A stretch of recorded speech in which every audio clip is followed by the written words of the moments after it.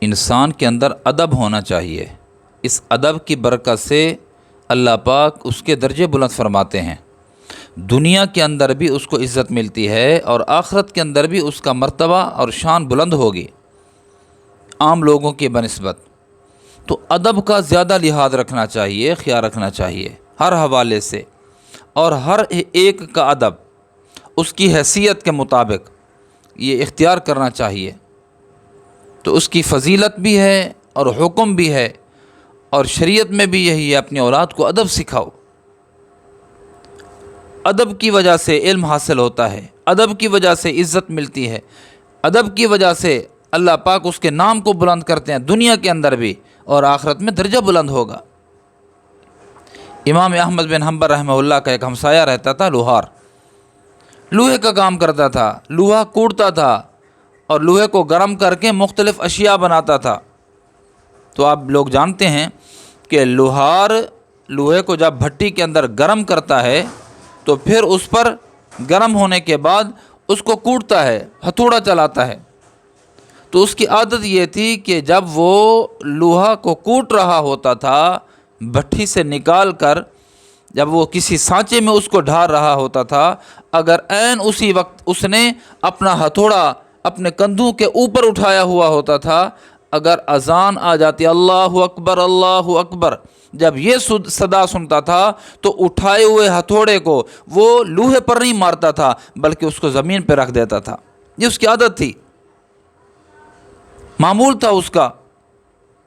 وقت گزرتا گیا اور یہ جب اذان سنتا تھا یہ کام کی چھٹی کر دیتا تھا، فوراً نماز پہ جاتا تھا، پھر واپس آ کر دوبارہ کام شروع کرتا تھا۔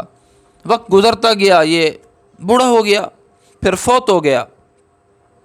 تو کسی نے اس کو خواب میں دیکھا کہ یہ بتا آپ کے ساتھ کیا معاملہ ہوا، آپ کے ساتھ کیا معاملہ ہوا؟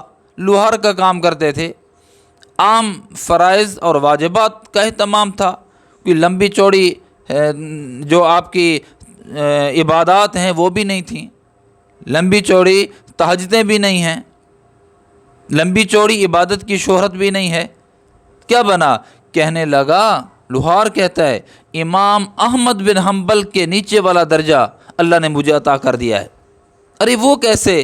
امام احمد بن حنبل تو بہت بڑی شخصیت کا، اللہ نے فرمایا تو نے میرے نام کا ادب کیا، میں نے تیرے درجے کو بلند کر دیا۔ تو ادب کی برکت سے اللہ پاک نے آخرت میں یہ دکھا دیا۔ خواب عام طور پر مومن کا خواب تو سچا ہوتا ہے عام طور پر، لیکن خوابوں پر شریعت کے احکامات لاگو نہیں ہوتے، تاہم کچھ بشارتیں ہوتی ہیں جو مومنین کو، ایمان والوں کو خواب کے ذریعے بشارت دی جاتی ہے۔